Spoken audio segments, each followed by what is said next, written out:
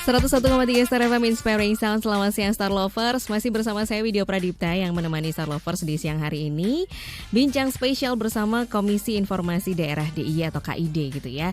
Dan untuk Star Lovers yang mungkin masih agak-agak bingung, KID ini apa? Ini adalah lembaga mandiri yang berfungsi menjalankan Undang-Undang Keterbukaan Informasi Publik ya Star Lovers. Kita nanti akan tanya-tanya lebih dalam lagi ke dua narasumber kita gitu ya, bahwa jadi ada Undang-Undang Nomor 14 Tahun 2008 ini tentang keterbukaan informasi publik yang menandai adanya upaya dari negara untuk memberikan pemenuhan hak asasi manusia, dalam hal ini memperoleh informasi publik. Nah, ini nanti juga termasuk penyelenggaraan pemilu juga begitu ya Bapak Ibu narasumber ya. Nah, ini nanti kita akan bahas juga bagaimana ya peran KID DIY ini dalam mewujudkan implementasi keterbukaan informasi terutama di wilayah Yogyakarta. Kemudian apa pula dukungan dari Pemda DIY untuk mewujudkan keterbukaan informasi publik ini. Kita kenalan dulu kedua narasumber kita. Yang pertama ini yang cantik. Halo, selamat siang untuk Ibu Riris Puspita Wijaya. Selamat siang Mbak Widya, selamat siang Star Lovers. Oke, Ibu Riris ini adalah Kepala Bidang Informasi dan Komunikasi Publik Diskominfo DIY ya Ibu ya? Ya, betul. Betul, kemudian Ibu Riris tidak sendiri, ditemani oleh Bapak Wawan Budianto, Koordinator Penyelesaian Sengketa Informasi Komisi Informasi Daerah DIY. Selamat siang Pak Wawan. Selamat siang Mbak Widya, selamat siang Star Lovers Jogja. Oke, kabar sehat semuanya ya? Alhamdulillah sehat. Luar biasa. Luar biasa, Alhamdulillah. Oke, Star Lovers silahkan aja bergabung gitu ya. Mungkin juga ada beberapa pertanyaan, silahkan aja sampaikan melalui line WA kita di 081 862 1013 atau juga di Instagram kita @starjogjafm ya Star Lovers ya. Mumpung ada Ibu Riris juga ada Pak Wawan di sini gitu. Oke, yang pertama nih tentang undang-undang terlebih dahulu, singkat aja ya. Ini mungkin Pak Wawan nih, ini karena komisioner KID juga ya gitu ya. Jadi apa sih yang akhirnya melatar belakangi lahirnya Undang-Undang Nomor 14 Tahun 2008 ini tentang keterbukaan informasi publik ini nih Pak Wawan? Iya, kita kembali flashback sedikit terkait dengan pasca reformasi 98 ya, bahwa kemudian negara ini didesain sebagai negara yang demokratis kan. Dan salah satu ciri negara demokratis itu adalah partisipasi masyarakat terhadap proses penyelenggaraan bernegara ya. Sehingga proses partisipasi itu juga harus didahului dengan informasi yang akurat, informasi yang tepat agar proses pengawasan terhadap jalannya roda pemerintahan itu bisa lebih efektif lagi. Sehingga perlu adanya sebuah regulasi untuk memayungi agar partisipasi masyarakat untuk turut serta dalam proses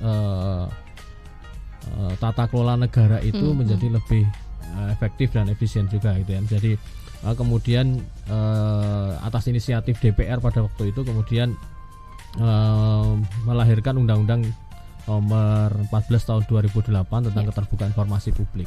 Selain itu kan undang-undang ini kan lahir tentu sebagai amanah dari pasal 28F Konstitusi kita ya, Undang-Undang Dasar 1945, di mana di pasal 28F itu menjamin setiap orang untuk mendapatkan akses informasi guna prinsipnya mengupgrade dirinya ya, untuk menambah pengetahuan, untuk meningkatkan kapasitas dirinya sebagai bagian dari hak yang sifatnya mendasar dan itu dijamin oleh konstitusi.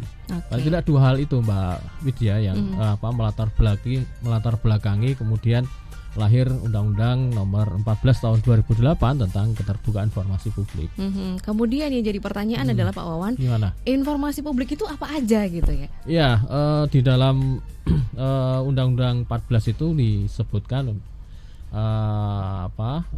informasi publik itu semua informasi yang diproduksi ya, dibuat, kemudian dikelola, didapatkan oleh badan publik ya. Ya, berarti kan hampir semua data, hampir semua dokumen yang kemudian itu diproduksi, dibuat oleh badan publik atau dikelola, diterima oleh badan publik itu menjadi informasi publik ya, dan secara umum ya gitu ya. Sehingga itu bisa diakses oleh siapapun sesuai dengan ketentuan peraturan perundang-undangan. Dalam konteks Undang-Undang 14 tahun 2008 ini adalah warga negara Indonesia gitu. Jadi informasi publik itu hampir semua yang kecuali informasi yang dikecualikan itu ada aturannya sendiri. Jadi prinsipnya itu semua informasi itu bisa diakses oleh publik kecuali memang diatur di dalam undang-undang sebagai informasi yang dikecualikan. Kira-kira seperti itu. Baik, jadi ini tadi pokoknya semua informasi yang memang publik harus tahu, itu yang harus diproduksi oleh badan publik itu dikelola, harus itu bisa diakses oleh semua orang. Kemudian badan publiknya sendiri nih Pak Wawan, mungkin ada yang juga masih bingung ya. Badan publiknya tuh mencakup yang seperti apa nih? Iya, kalau di dalam undang-undang coba sebenarnya kita bisa lihat nanti di ketentuan umum ya secara lebih detail ya. Tadi terkait dengan informasi publik, kemudian terkait dengan badan publik itu adalah lembaga yudikatif, eksekutif, legislatif ya, dan badan-badan lain yang bagian dari proses penyelenggaraan negara ini yang anggarannya seluruhnya atau sebagian itu menggunakan anggaran pendapatan belanja negara. Jadi hampir semua jajaran sistem pemerintahan dalam negara ini sesungguhnya menjadi badan publik yang semuanya harus menyediakan informasi yang kemudian bisa diakses oleh masyarakat. Karena tadi diatur misalnya legislatif masuk, yudikatif masuk, eksekutif masuk. Eksekutif itu kan pemerintah sampai ke jajarannya, kemudian yudikatif itu kan lembaga kehakiman itu sampai jajarannya, kemudian legislatif itu juga dari DPR sampai DPRD kabupaten kota itu masuk. Jadi mereka memiliki kewajiban untuk menyediakan informasi publik yang bisa diakses oleh masyarakat. Gitu ya. Nah ini tadi sekilas tentang definisinya bisa dibilang gitu ya Pak Wawan ya. Nah ini saya pengen tahu juga kalau di lingkup Pemda DIY sendiri Bu Riris, seperti apa pemahaman informasi publik yang saat ini sudah diterapkan di Pemda DIY? Kalau kami di Pemda DIY tentunya sebagai salah satu badan publik juga ya, karena di lingkungan pemerintah daerah DIY itu kita punya 39 organisasi perangkat daerah. Nah, jadi semuanya itu dia berperan sebagai PPID atau pejabat pengelola informasi dan dokumentasi. Jadi di Pemda DIY ini punya 39 jumlahnya, dan pemerintah daerah DIY itu juga punya Perda. Jadi peraturan daerah DIY nomor 4 tahun 2021 tentang pengelolaan keterbukaan informasi publik. Ini tidak semua daerah memiliki ya. Jadi ini adalah bukti bahwa DIY ini menganggap sangat penting terkait keterbukaan informasi publik. Terbukti dengan tertuangnya di dalam regulasi Perda tersebut. Lalu yang berikutnya, karena Pemda DIY menganggap keterbukaan informasi publik ini hal yang penting bagi masyarakat, tentunya kita memiliki tim khusus ya. Kalau timnya ini ditetapkan dengan keputusan gubernur. Di dalamnya menunjuk pejabat pengelola informasi dan dokumentasi yang ada di 39 organisasi perangkat daerah yang ada di DIY ini. Ini juga salah satu bukti bahwa setiap perangkat daerah di pemerintah daerah DIY itu menerapkan terkait keterbukaan informasi publik seperti itu. Jadi pemahaman di masing-masing OPD ini tentunya harus cukup tahu ya apa yang perlu disampaikan kepada masyarakat, informasi apa saja yang perlu disampaikan. Lalu di samping itu juga karena dari KID DIY ini ada setiap tahun ada MONEF ya, monitoring dan evaluasi terkait keterbukaan informasi publik di masing-masing OPD, sehingga ini menambah pengetahuan juga dan menambah pengertian juga di masing-masing perangkat daerah ini harus menerapkan keterbukaan informasi publik seperti itu. Gitu. Jadi ada pendampingan ya Ibu ya ke 39 tadi ya? Ada, karena memang salah satu ketugasan kami yang ada di Dinas Kominfo DIY ya. Jadi Dinas Kominfo DIY itu selaku PPID utama atau kalau sekarang namanya PPID Pemda DIY. Jadi salah satu ketugasannya adalah mendampingi PPID pelaksana yang 39 tadi. Jadi pendampingan, lalu juga pembinaan, pengawasan. Jadi kita lakukan tentunya secara rutin ya. Bentuknya kan nanti bisa ada SOP yang kita buat untuk pengelolaan keterbukaan informasi publik. Lalu juga ada juga untuk komitmen pimpinan tentunya dari Pak Sekretaris Daerah, Kepala OPD sampai dengan jajarannya ke bawah, itu memastikan bahwa keterbukaan informasi publik ini berjalan di masing-masing instansi. Lalu juga dalam mereka menghadapi MONEF KID DIY yang tadi sempat kami sampaikan, biasanya PPID utama juga melakukan pendampingan untuk dari mulai registrasi sampai dengan nanti proses akhirnya. Itu bagian yang kami lakukan untuk memastikan bahwa penerapan keterbukaan informasinya berjalan dengan baik seperti itu. Iya. Monef ini dilakukan rutin ya Pak Wawan ya? Iya, setiap setahun sekali. Jadi ini kan sebuah instrumen yang disiapkan oleh Komisi Informasi untuk mengukur ya, melihat, mengevaluasi implementasi tata kelola keterbukaan informasi publik di masing-masing badan publik tadi. Jadi sesuai dengan ketentuan peraturan perundang-undangan, ketugasan KID itu salah satunya adalah melakukan monitoring dan evaluasi.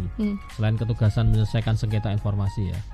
Nah, monitoring itu untuk melihat ya bagaimana perkembangan implementasi tata kelola keterbukaan informasi publik. Dan evaluasi untuk menilai ya, menilai apakah kemudian sebuah badan publik itu memenuhi kriteria-kriteria tertentu, memenuhi indikator-indikator tertentu yang kemudian dikonversi menjadi nilai yang kemudian dikuantifikasi menjadi kategori informatif, menuju informatif, cukup informatif, kurang informatif atau tidak informatif. Nah, harapannya memang dengan ada penilaian seperti itu akan mendorong badan publik agar ya sebenarnya tidak hanya untuk mencapai kualifikasi sebagai badan publik yang informatif, namun memang harapan kita keterbukaan informasi itu menjadi bagian dari ketugasan kewajiban ketugasan dari badan publik itu. Jadi bagian dari bentuk layanan kepada publik gitu. Oke, ini sebagai gambaran ke Star Lovers gitu ya, sebagai masyarakat awam nih Pak ya. Kewajiban bagi badan publik terkait dengan keterbukaan informasi ini apa sih Pak? Gambarannya misalnya harus punya websitenya atau laporan-laporan juga harus bisa diunduh misalnya, seperti apa nih Pak? Ya, sebetulnya kan yang paling pokok itu adalah penyediaan informasi ya. Jadi informasi itu ada 3 kategorinya. Informasi yang tersedia setiap saat itu terkait dengan profil, laporan keuangan dan sebagainya. Kemudian informasi yang harus disiapkan dan diumumkan secara berkala. Itu ada beberapa jenisnya misalnya. Kemudian yang ketiga, informasi serta-merta. Informasi serta-merta itu informasi yang berkaitan dengan kepentingan atau hajat hidup orang banyak. Misalnya saya contohkan, misalnya kemarin kan baru saja ada gempa ya cukup besar. Betul, di DIY ini ya. Kemudian muncul misalnya ada running tag di TV atau kemudian kalau di aplikasi handphone itu di aplikasi BMKG misalnya muncul itu sebenarnya informasi serta-merta. Penting kan itu? Informasi serta-merta itu penting. Jadi sesungguhnya keterbukaan informasi publik itu sesuatu yang menjadi bagian kebutuhan kita sebagai masyarakat. Ya. Karena misalnya dengan informasi tentang gempa tadi itu kan diatur BMKG misalnya, ketugasan BMKG itu harus segera menginformasikan. Kalau tidak kan ini melanggar ketentuan peraturan perundang-undangan. Ketika informasi itu disampaikan, artinya ini kan memberikan keuntungan pada masyarakat. Berarti dia misalnya ada potensi tsunami, maka kemudian masyarakat kemudian bisa segera melakukan evakuasi, mitigasi dan evakuasi misalnya seperti itu. Jadi keterbukaan informasi publik itu bukan sesuatu yang jauh dari kebutuhan kita. Keterbukaan informasi publik itu menjadi bagian dari kebutuhan kita sesungguhnya. Salah satu contohnya tadi yang saya sampaikan, misalnya informasi yang dikategorikan sebagai informasi serta-merta tadi. Jadi sebenarnya badan publik itu harus menyiapkan ini, informasi yang tersedia setiap saat, informasi yang di-upgrade secara berkala, dan informasi serta-merta. Dan satu lagi sebenarnya informasi yang dikecualikan, itu informasi-informasi yang memang tidak bisa diakses oleh publik, karena memang ada beberapa hal, misalnya menyangkut rahasia negara, menyangkut informasi yang sifatnya pribadi. Jadi itu informasi-informasi yang tidak bisa diakses oleh publik. Kira-kira seperti itu, Mbak. Oke, jadi memang ini kebutuhan mendasar gitu ya bagi masyarakat sebenarnya ya, karena informasi ini sangat lekat dengan kita gitu ya, Pak Wawan ya. Terkait dengan tadi website, apakah itu harus ada? Ya itu memang bagian dari informasi. Bagian dari cara untuk menyampaikan informasi, bisa melalui website, bisa melalui medsos, atau memberikan layanan melalui desk layanan informasi seperti itu. Jadi itu cara untuk badan publik untuk menyampaikan informasi pada masyarakat. Kira-kira seperti itu, Mbak Widya. Jadi selama kurang lebih monitoring tadi dan juga evaluasi, ini saya juga jadi penasaran selama ini apakah kesadaran dari badan publik di daerah istimewa Yogyakarta ini sudah cukup baik nih Pak Wawan terkait dengan menyajikan informasi ke masyarakat. Kalau misalnya memang ada beberapa yang bisa dibilang kategorinya masih kurang gitu, kira-kira ini kendalanya apa gitu ya yang selama ini berjalan nih Pak? Iya, saya kira kalau di DIY terkait dengan tata kelola keterbukaan informasi publik, saya kira semuanya sudah aware ya.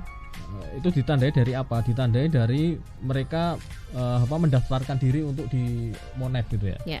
Itu kan bisa kita lihat sebagai bagian dari kesadaran bahwa mereka ya mungkin ada lebihnya ada kurangnya, tapi sudah memiliki kesadaran bahwa saya sebagai badan publik saya harus di Monef oleh Komisi Informasi gitu. Artinya sudah ada kesadaran terkait dengan Monef itu, terkait dengan layanan keterbukaan informasi publik. Hanya saja memang tentu dari hasil kita bisa melihat dari hasil Monef tahun sebelumnya memang belum semuanya itu memiliki kategori sebagai badan publik yang informatif. Ya, ada beberapa catatan di situ. Saya kira yang kalau dari sisi penyediaan informasi, saya kira semuanya sudah menyiapkan tadi yang 3 informasi tadi ya.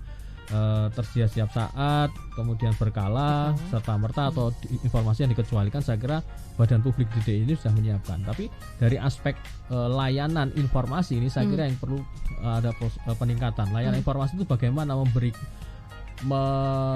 mendokumentasikan informasi-informasi yang diproduksi oleh badan publik itu, kemudian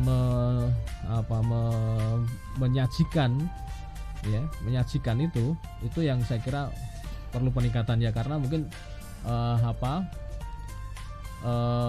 dari sisi SDM mungkin juga tidak semua ya, kemudian PPID-nya atau PLID-nya itu kemudian memiliki kompetensi yang cukup terkait dengan tata layanan keterbukaan informasi publik itu. Jadi mungkin dari sisi ini masih banyak yang kemudian perlu kita benahi bersama-sama. Ya, ini berdasarkan pada hasil Monef di tahun 2023 ini. Dari sekilas apa yang kemudian kita tangkap, sehingga di 2024 ini kami di KID DIY mencoba mendesain sebuah instrumen yang harapannya itu nanti bisa menjadi guidance ya, menjadi panduan bagi badan publik bagaimana kemudian melaksanakan tata kelola keterbukaan informasi publik itu, sekaligus bagaimana kemudian memberikan layanan terkait dengan akses informasi kepada publik. Kira-kira seperti itu, Pak. Oke, kalau dari Monef tahun kemarin seperti itu, Ibu. Apakah ini juga memang menjadi tantangan tersendiri nih bagi teman-teman pemerintah daerah gitu ya dalam rangka memberikan keterbukaan informasi publik nih, Bu Riris? Ya. Jadi kalau kami lihat peta ya di tahun 2023 kemarin hasil Monef KID ini untuk kami yang ada di pemerintah daerah DIY itu dari 39 OPD tadi ya. Kita yang informatif kemarin di tahun 2023 adalah 15 yang sudah informatif. Yang sisanya berada pada kategori menuju informatif dan cukup informatif. Nah, itu mungkin sebagai gambaran petanya ya. Jadi hasil Monef. Tapi dari tahun ke tahun cenderung meningkat, Mbak. Jadi di tahun sebelumnya 2022 itu baru 7, tahun kemarin ada 15. Dan mudah-mudahan nanti di tahun ini bisa terus bertambah yang berpindah kualifikasi ya tadi dari menuju menjadi informatif, cukup menjadi informatif. Dan ini tentunya kualifikasi ini kan sebetulnya menggambarkan ya sejauh mana komitmen PPID pelaksana atau OPD ini dalam mengawal terkait keterbukaan informasi publik. Jadi bagaimana tadi Pak Wawan sudah sampaikan, mereka meningkatkan layanannya untuk penyediaan informasi kepada masyarakat. Mungkin yang di tahun ini lebih ke arahnya media sosial ini juga menjadi bagian dari penilaian yang dilakukan oleh KID ya, sehingga kalau di tahun sebelumnya hanya dengan website, namun di tahun ini ditambahkan kategorinya dengan media sosial. Ini tentunya suatu tantangan tersendiri ya nanti tentunya bagi OPD ini, bagaimana untuk bisa tetap up to date menyajikan berbagai informasi, baik itu tadi ada 3 jenis ya, berkala, setiap saat, lalu juga serta-merta, sehingga nanti kalau medsos ini kan sekarang kan arahnya ke sana ya. Jadi untuk menyampaikan informasi melalui media sosial ini tentunya menjadi tantangan tersendiri untuk semua OPD yang ada di bawah pemerintah daerah DIY, dan tentunya kami yang ada di PPD Utama punya ketugasan untuk terus mendorong dan juga melakukan pembinaan sehingga tidak melalui website saja, tapi lebih menyesuaikan diri dengan perkembangan zaman, dengan media sosial, dengan info yang lebih singkat, tetapi lebih bisa menyajikan informasi juga secara cepat kepada masyarakat. Seperti itu Mbak Widya. Oke, tantangan yang memang harus dihadapi gitu ya, karena sekarang zamannya media sosial begitu ya Pak Wawan ya. Konten-konten yang kreatif, konten-konten yang menarik, ini juga pasti akan semakin banyak masyarakat suka. Karena biasanya yang menarik itulah langsung dilihat gitu. Bisa viral. Nah, bisa viral kayak gitu-gitu gitu ya. Oke, menarik sekali ya. Kita jeda terlebih dahulu Bu Riris dan juga Pak Wawan gitu ya. Silakan sampaikan pertanyaannya Star Lovers untuk Anda terkait dengan keterbukaan informasi publik ini di line WA kita di 0818621013 atau di Instagram kita @StarJogjaFM. Kita akan segera kembali. Star Lovers kembali lagi dalam bincang spesial bersama dengan Komisi Informasi Daerah Istimewa Yogyakarta gitu ya Star Lovers ya. Dan Widya juga masih bersama Kepala Bidang Informasi dan Komunikasi Publik Diskominfo DIY Ibu Riris Puspita Wijaya, kemudian juga dari Koordinator Penyelesaian Sengketa Informasi Komisi Informasi Daerah Bapak Wawan Budianto ya, dimana tadi kita udah sampaikan sedikit gitu ya tentang keterbukaan informasi publik yang ada di OPD-OPD yang ada di daerah istimewa Yogyakarta begitu Star Lovers. Dan untuk Star Lovers yang sudah bergabung juga sudah nyicil pertanyaan nih. Pertanyaannya lumayan ini ya. Terima kasih untuk beberapa pertanyaan yang sudah masuk. Kita bacakan terlebih dahulu ya Bu Riris dan juga Pak Wawan. Kita jawab nih pertanyaan yang sudah masuk. Yang pertama ini menarik nih, ini dari Pak Chandra ya. Apa aja parameter untuk keterbukaan informasi publik bagi masing-masing OPD nih Bu Riris? Nah, apakah publikasi di media ini juga masuk dalam bagian keterbukaan informasi publik? Ya, oke, terima kasih Mbak Widya. Tadi kalau bicara Monef tahun 2024 ini ya, tadi instrumen yang sudah disusun Komisi Informasi Daerah DIY. Sebenarnya kalau panduan besarnya untuk informasi yang harus disampaikan kepada masyarakat nanti untuk regulasinya dengan peraturan Komisi Informasi ya nomor 1 tahun 2021. Namun kalau kita menggunakan regulasi nanti akan sangat banyak sekali ya. Jadi untuk instrumen Monef yang tahun ini kemarin Bapak Ibu di KID DIY ini membagi di dalam 6 indikator ya untuk instrumen terkait keterbukaan informasi publik. Yang pertama adalah komitmen organisasi. Ini adalah masuk di dalamnya adalah kebijakan dari pimpinan terkait untuk keterbukaan informasi publik. Lalu ada SOP-nya juga. Lalu ada tidak SDM yang ditunjuk untuk mengelola keterbukaan informasi di masing-masing instansinya, itu contohnya. Lalu yang berikutnya adalah indikator Sarpras. Ini adalah Sarpras yang disediakan masing-masing OPD untuk melakukan layanan informasi publik kepada masyarakat. Jadi kalau masyarakat datang itu ada tempatnya tidak untuk mendapatkan informasi, ada petugasnya tidak. Lalu fasilitas yang tersedia apa saja, apakah mudah diakses oleh teman-teman difabel tempatnya ya seperti itu.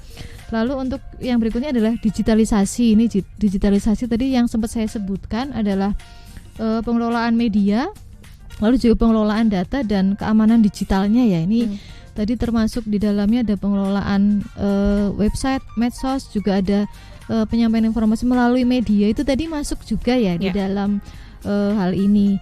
Lalu yang berikutnya adalah jenis informasi, tadi sudah disebutkan Pak Wawan ada 3 tadi ya, ada berkala, setiap saat, lalu juga serta merta ini disajikan melalui websitenya atau media sosialnya tentunya tadi. Lalu yang berikutnya adalah kualitas informasi, tadi kan ada melalui website, ada melalui medsos, jadi nanti dinilai juga kualitasnya, apakah informasi yang disampaikan melalui web dan medsosnya ini sudah lengkap atau hanya sekedar cuma satu baris tidak jelas ini informasi apa, itu juga masuk di dalam hal-hal yang perlu diperhatikan ya tentunya. Dan yang terakhir adalah pelayanan. Nah, ini pelayanan ini gimana OPD ini memberikan kemudahan cara ya kepada orang yang akan memohon informasi, seperti misalnya dia menyediakan melalui websitenya untuk permohonan informasi, formnya ada di situ. Seperti itu. Jadi 6 kategori ini tentunya harus dipenuhi ya oleh organisasi perangkat daerah atau PPID pelaksana, sehingga nanti penyampaian informasinya ini lebih oke pokoknya. Jadi ada 6 nih ya yang jadi betul. parameter nih, kalau tadi bahasa Pak Caca parameter atau kategori yang harus dipenuhi oleh masing-masing OPD atau PPID itu tadi gitu ya, untuk menjadi badan publik yang memiliki keterbukaan informasi publik yang oke gitu. Oke, terima kasih juga untuk Pak Anto yang ada di Sleman nih. Saya lihat di feed Instagram KIDDI itu ada program Sekolah Keterbukaan Informasi Publik. Nah, itu sekolah seperti apa dan dalam hal apa aja nih lingkupnya, Pak Wawan? Iya. Di Sekolah Keterbukaan Informasi Publik itu KIDDIY, sesuai dengan tadi indikator disebutkan oleh Bu Riris tadi bahwa salah satu subindikator terkait dengan komitmen organisasi itu adalah penguat adanya sumber daya manusia untuk memberikan layanan informasi publik. Sehingga kami di KIDDI itu juga harus secara moral memiliki kewajiban untuk turut serta untuk mengupgrade ya, merefresh pengetahuan, skill para petugas yang diberi mandat untuk memberikan layanan informasi publik itu. Jadi sekolah itu memang kami siapkan untuk merefresh, mengupgrade para petugas yang berikan layanan informasi itu agar memiliki pemahaman yang sama terkait dengan regulasi, terkait dengan SOP layanan, sehingga bisa memberikan layanan untuk lebih baik. Jadi sekolah itu ibaratnya memang kayak semacam ya wadah saja, wadah untuk memberikan ya menambah pengetahuan, mengupgrade skill, ya, merefresh pengetahuan agar para petugas yang memberikan layanan informasi itu memiliki pemahaman yang terhadap regulasi yang ataupun SOP yang lebih baik lagi, sehingga lebih efektif dalam memberikan layanan, mudah, cepat, karena prinsipnya mengakses layanan informasi itu harus disiapkan atau diberikan secara cepat, mudah, kemudian biaya ringan gitu ya. Itu prinsip-prinsip yang harus diketahui oleh para petugas yang memberikan layanan informasi, sehingga ketika ada pengakses informasi, dia harus seperti apa memberikan layanan informasi, jangan sampai kemudian menunda-nunda waktu dan sebagainya, karena kan prinsipnya adalah diberikan secara cepat, mudah diakses, cepat ya layanannya, kemudian juga berbiaya ringan. Kalaupun harus memang ada biaya disebutkan, ditampilkan, dan juga terbuka, tidak kemudian terkait dengan biaya disembunyikan. Seperti ini yang kemudian perlu kita samakan persepsinya kepada seluruh petugas layanan informasi di setiap jenjang di level itu. Jadi seperti itu, Pak. Sekolah ini disediakan untuk petugas layanan informasi gitu ya. Untuk yang tahun ini kita orientasikan untuk mengupgrade dari petugas layanan informasi yang ada di level tadi di badan publik, yang mungkin ada di tingkat kecamatan, di tingkat kelurahan, Panewan, Kementerian, ataupun di kelurahan atau di desa. Iya, karena udah nggak zamannya ya. Kalau dulu tuh kayaknya lama banget ngurus administrasi misalnya gitu ya. Kalau sekarang harusnya sih lebih cepat, efisien gitu ya Pak ya gitu. Bahkan mungkin via online mungkin bisa gitu ya untuk mempermudah gitu. Oke, terima kasih juga yang sudah bergabung via Instagram @kokoaditama nih. Pas pemilu kemarin apakah juga Parpol itu patuh membuka informasi bagi publik nih? Nah, apalagi juga berkaitan dengan pilkada besok nih. Pak Wawan dan juga Bu Riris, ini bagaimana terkait dengan keterbukaan informasi publik ini? Iya,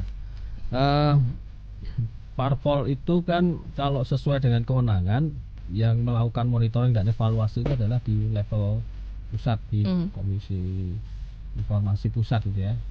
Meskipun jenjangnya sampai di tingkat kabupaten kota ya, untuk partai politik. Nah, saya kurang tahu maksud dari apa yang disampaikan oleh penanya tadi, apakah keterbukaannya dalam hal misalnya keterbukaan dana kampanye atau apa.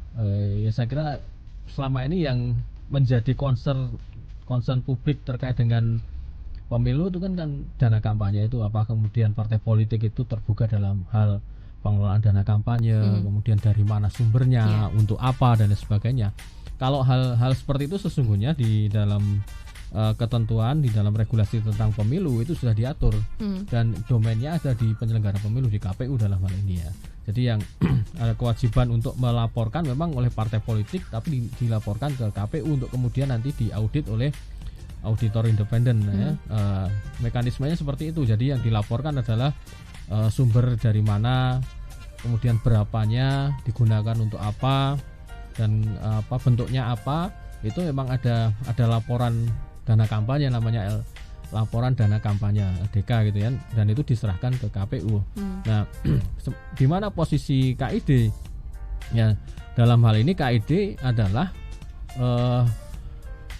mendorong kepada penyelenggara pemilu agar terbuka, karena dana kampanye itu kan setelah diaudit kan kemudian diumumkan, dipublikasikan. Maka kemudian kami mendorong kepada penyelenggara pemilu agar kemudian juga menjadi bagian yang harus diumumkan kepada publik, ya, seberapa besar dana kampanye yang digunakan oleh partai politik, bahkan mungkin caleg-caleg itu kan menjadi bagian dari yang dilaporkan saya. Itu harus disampaikan, jangan sampai kemudian malah itu tidak dilaporkan. Ini posisinya KID di situ. Jadi kalau terkait dengan misalnya dana kampanye sudah ada domainnya sendiri misalnya. Ya ini yang coba saya tangkap dari pertanyaan, karena kan keterbukaan ini kan sebenarnya luas. Tapi kalau terkait dengan pemilu mungkin yang menjadi concern masyarakat kalau terkait dengan pemilu, kayak partai so kampanye ini dana ini kok ngendi. Nah, kira-kira seperti itu. Dan saya sudah tadi menyampaikan itu ada di domainnya, ada di KPU. Nah, yang KID posisinya tadi mendorong kepada KPU untuk itu dipublikasikan. Gitu ya. Ya, oke. Pertanyaannya hampir sama nih, karena terkait dengan pilkada ya, yang masih akan kita jelang gitu ya istilahnya ya. Dari Disa nih, tolong dong perbanyak informasi publik terkait pilkada, secara bentar lagi pilkada gitu ya, mulai dari calon-calonnya siapa, bahkan sampai rekam jejaknya seperti apa. Nah, ini keterbukaan informasi seperti ini apakah masuk ranah Diskominfo juga? Nah, ini ada pertanyaan menarik seperti ini. Monggo Bu Riris menanggapi. Ya, jadi memang salah satu yang kita sampaikan informasinya melalui media sosial kami ini adalah terkait tadi ya, info-info terkait pilkada itu. Jadi mungkin nanti Star Lover atau Mbak Widya juga bisa follow ya nanti @kominfo.dy. Jadi di situ ada berbagai informasi, termasuk salah satunya adalah informasi tentang pilkada ini. Jadi tahapannya seperti apa, lalu juga jadwal-jadwalnya. Lalu juga ini dalam waktu dekat mungkin akan kami publish untuk calon-calonnya siapa ya, karena kan kemarin KPU sudah rilis ya untuk penetapannya. Tentunya ini menjadi bagian kami untuk bisa mendukung agar pilkadanya besok berjalan dengan lancar dan damai seperti itu. Jadi memang salah satu informasi yang disampaikan ini kan, kalau informasi itu kan sifatnya dia up to date, itu kan sesuai dengan waktunya ya. Kalau saat sekarang ini info jelang pilkada ini adalah hal-hal yang mungkin banyak dicari masyarakat, karena mereka sudah mulai explore nih, saya besok saya tinggal di Bantul nih, saya mau milih siapa ya, apakah sudah ada sih infonya di medsosnya pemerintah. Jadi ini juga bagian dari kolaborasi yang kami lakukan ya. Jadi pemerintah daerah DIY berkolaborasi juga dengan KPU, Bawaslu plus Polda. Kalau kemarin di awal tahun kemarin kita sempat rapat dengan beberapa stakeholder tersebut ya, teman-teman KID juga, Pak Wawan dan komisioner yang lain, adalah bagian kita untuk ikut berpartisipasi sehingga nanti informasi yang perlu diketahui masyarakat terkait untuk pilkada ini bisa sampai kepada masyarakat dengan baik. Dan tentunya ini untuk bisa meningkatkan angka partisipasi juga ya di dalam pilkada, sehingga nanti jumlah yang ikut memilih lebih banyak, seperti itu Mbak. Oke, jadi jangan lupa follow gitu ya Instagramnya juga ya, untuk mengupdate informasi tadi terkait dengan pilkada juga. Nah, ini yang menarik selama ini Bu Riris, yang paling banyak masyarakat minati terkait dengan keterbukaan informasi publik ini apa sih kalau boleh tahu nih? Tadi saya sebelum berangkat sempat ngintip datanya ya, sebelum berangkat. Jadi persiapan ya Bu. Betul. Sebetulnya informasi tentunya yang diproduksi oleh pemerintah daerah dan dibutuhkan oleh masyarakat. Seperti misalnya nih, pertama yang cukup banyak informasi tentang magang. Jadi itu juga banyak diminta ya, sehingga misal saya mau magang nih di Diskominfo atau di KID, itu biasanya itu termasuk informasi yang banyak dimohonkan. Lalu juga informasi terkait layanan publik yang dilakukan oleh pemerintah ya, seperti misalnya contohnya nih, kita kan ada Sibakul, ada UMKM itu. Lalu juga informasi yang lain seperti misalnya laporan keuangan pemerintah daerah yang sudah diaudit, atau juga informasi yang diproduksi pemerintah daerah yang dibutuhkan oleh mereka yang sedang skripsi atau tesis atau tugas akhir. Nah, biasanya mereka banyak sekali yang memohon informasinya ke PPID-nya Pemda ya. Jadi tentunya untuk mereka membuat penelitian kan butuh data dukung, itu seperti itu.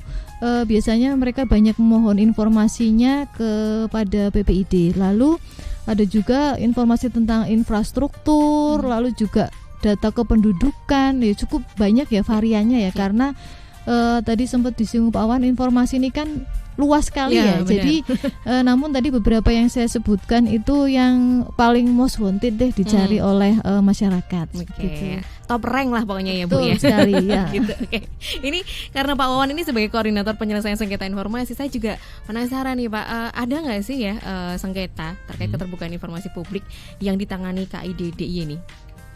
Ini selama ini, sejauh ini Pak?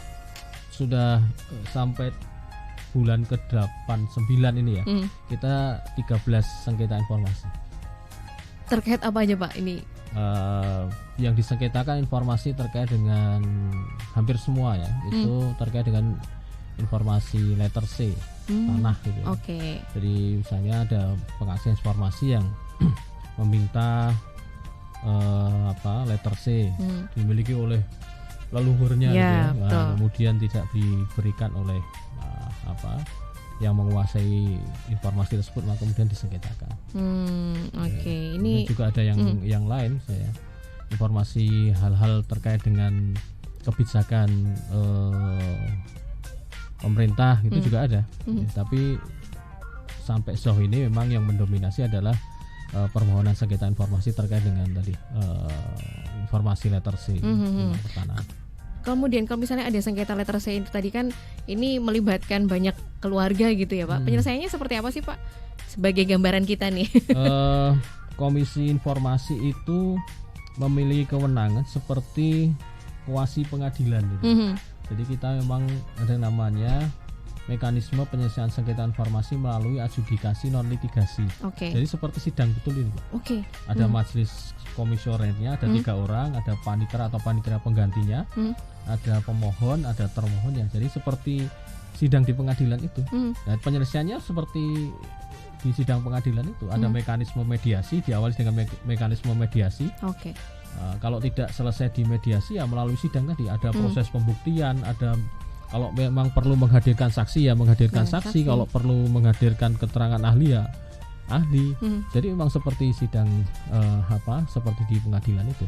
Dan kemudian nanti KID mengambil sikap majelis komisionernya, kemudian muncul terbitlah putusan.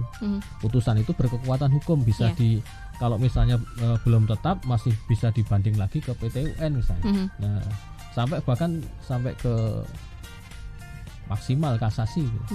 Tapi kalau sudah kemudian dianggap final selama 14 hari tidak ada di challenge di PT UN, maka itu menjadi putusan yang final dan harus dieksekusi. Harus. Ada pertanyaan menarik nih terkait dengan sengketa tadi dari Pak Andika Bagaswara ya. Sengketa informasi apakah ada yang alot nih penyelesaiannya Pak Wawan? Ya kalau sudah masuk ke sidang adjudikasi itu udah alot itu bisa berminggu-minggu itu.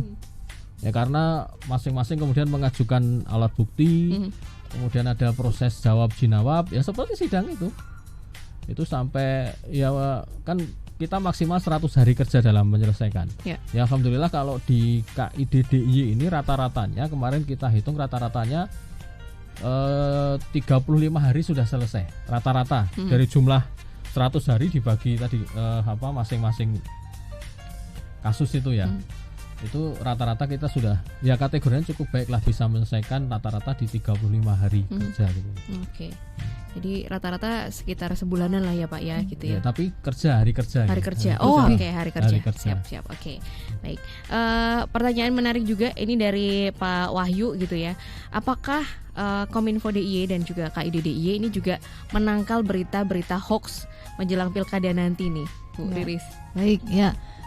Jadi terkait untuk hoax ini kita di tahun ini sudah sejak awal tahun tuh kita ada program yang namanya literasi digital ya, Jogja Bijak Bermedsos, ataupun sosialisasi regulasi pemilu. Nah, jadi literasi digital ini tentunya kita mengajak masyarakat ya untuk bisa mengetahui hal-hal apa saja yang mungkin rawan akan beredar di media sosial mereka atau di dalam gadgetnya mereka, terutama terkait pilkada besok ya. Jadi kita memberikan edukasi, sosialisasi kepada masyarakat gimana sih caranya untuk mereka melakukan cross check terhadap informasi yang menurut mereka sifatnya hoax seperti itu.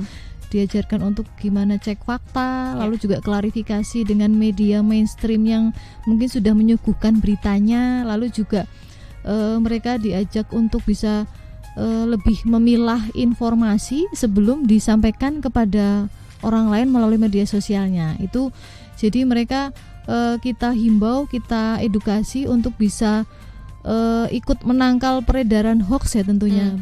Bayangkan kalau semua masyarakat Jogja itu paham literasi digital yang tadi sempat saya sampaikan, tentunya hoaxnya itu tidak akan bisa beredar dengan luas karena kan kalau masyarakat tidak paham gimana treatmentnya saat mereka mendapatkan informasi yang belum diketahui kebenarannya nih, mereka kan udah share aja, dia bangga tuh jadi orang pertama yang bisa share. Tapi dengan mereka kita berikan literasi digital ini, kita berikan pengetahuan bahwa tidak seperti itu, tidak semudah itu untuk bisa langsung share informasi, apalagi terkait pilkada yang nanti semakin dekat saya yakin semakin banyak. Jadi kita antisipasi dari masyarakatnya sejak jauh-jauh hari seperti itu. Ya. Literasi digital ini yang perlu ditingkatkan lagi gitu ya, supaya kita nggak termakan hoax gitu. Kalau dari KID DIY sendiri seperti apa, Wawan? Iya, selain ketugasan kami menyelesaikan sengketa informasi, Monef tadi, kemudian memang memiliki kewajiban untuk melakukan sosialisasi, literasi, edukasi, dan kalau di peran-peran memang kami lebih ke banyak ke penguatan pemahaman melalui kelompok-kelompok masyarakat informasi, misalnya penguatan kelompok masyarakat NGO dan lain sebagainya. Jadi lebih ke itu pendekatannya. Jadi tidak kalau Kominfo tadi misalnya itu kan langsung menyelenggarakan kegiatan sosialisasi dan lain sebagainya. Sementara kalau kami itu ke penguatan tadi, agar masyarakatnya itu terbangun kesadaran gitu ya, terbangun kesadaran terkait dengan pentingnya informasi publik, terkait dengan bagaimana menjadi masyarakat yang cerdas digital gitu kan. Kira-kira seperti itu. Jadi yang peran-peran yang kami lakukan adalah untuk kemudian melakukan penguatan terhadap masyarakat ya. Jadi agar kemudian pemahaman terkait dengan informasi itu menjadi lebih komprehensif lagi. Kira-kira seperti itu, Mbak Lydia. Ya, terakhir untuk menutup bincang spesial kita hari ini ya, pesan untuk Star Lovers yang sedang mendengarkan terkait dengan keterbukaan informasi publik ini. Mungkin dari Kominfo dulu, dari Bu Riris gitu ya. Apa yang harus kita lakukan nih gitu ya? Apa yang harus kita bangun supaya kita menjadi masyarakat yang sadar akan keterbukaan informasi publik? Ya, buat Star Lover mungkin saya pesannya silahkan untuk mengakses informasi yang sudah disajikan oleh pemerintah daerah. Jadi informasi program kegiatan yang kami lakukan, kebijakan yang sudah dikeluarkan pemerintah daerah, silahkan untuk bisa dimanfaatkan tentunya untuk tujuan yang sifatnya positif ya. Jadi informasi yang didapat kalau bisa dimanfaatkan untuk sifatnya positif dan mendukung untuk capaian pembangunan di DIY ini. Dan kalau pembangunannya bagus, otomatis kesejahteraan masyarakat DIY ini juga bisa meningkat ya, sehingga informasi ini semakin luas akses informasi kepada masyarakat, kami juga berharap masyarakat bisa memberikan banyak feedback atau masukan tentunya kepada pemerintah ya. Kalau pemerintah transparan dengan apa yang mereka lakukan, tentu masyarakat bisa memberikan partisipasi yang banyak, masukan yang banyak, sehingga program, kegiatan atau kebijakan yang diciptakan oleh pemerintah itu bisa lebih pro dengan kebutuhan masyarakat di daerah istimewa Yogyakarta. Seperti itu. Oke, Pak Wawan melengkapi, Pak. Saya mengilustrasikan. Saya ada degium baru sekarang kan, data is a new oil gitu ya. Sumur-sumur oilnya itu sudah dibuka melalui Undang-Undang Keterbukaan Informasi Publik. OPD di DIY, Badan Publik itu sudah membuka. Ibaratnya itu sumur-sumur yang menyediakan minyak itu ya. Sekarang tinggal masyarakat itu bagaimana memanfaatkan sumur itu untuk diambil minyaknya, diambil datanya, diambil informasinya untuk kemudian mengupgrade dirinya. Ya. Karena informasi publik itu kebutuhan kita semuanya, sehingga silahkan itu dimanfaatkan seluas-luasnya agar kemudian masyarakat kita menjadi masyarakat yang tercerahkan, literasinya baik, ya, akan membuat menjadi masyarakat yang produktif, memberikan kontribusi terhadap proses-proses pembangunan ya, menuju good governance tadi, agar bisa menjadi membantu untuk mewujudkan good governance tadi. Saya kira itu. Siap. Terima kasih Bu Riris juga Pak Wawan. Sami-sami. Saya memberikan banyak informasi ke Star Lovers di siang hari ini. Jangan lupa ya Star Lovers, silahkan aja akses gitu ya. Akses informasi dari pemerintah daerah tentu aja gitu ya. Jangan lupa, dan ini dimanfaatkan sebaik-baiknya gitu, karena tadi sudah dibuka tuh yang seperti yang disampaikan oleh Pak Wawan gitu ya. Dan jangan sampai lupa juga kalau misalkan memang ada saran-saran dan kritik itu sangat terbuka ya Bu Riris ya. Oke. Baik, saya Widya Pradipta pamit dari bincang spesial kita di siang hari ini. Tetap semangat, salam sehat, dan sampai jumpa.